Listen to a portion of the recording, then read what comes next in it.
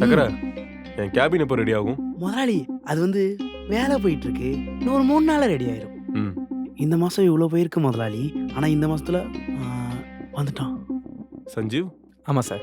Last month 8 days leave எடுத்திருக்கீங்க போல. அது அம்மாவுக்கு கொஞ்சம் உதவ முடியல, அதான். தப்பு இல்லை, எல்லாத்துக்கும் பர்சனல் இஷ்யூஸ் இருக்கும்.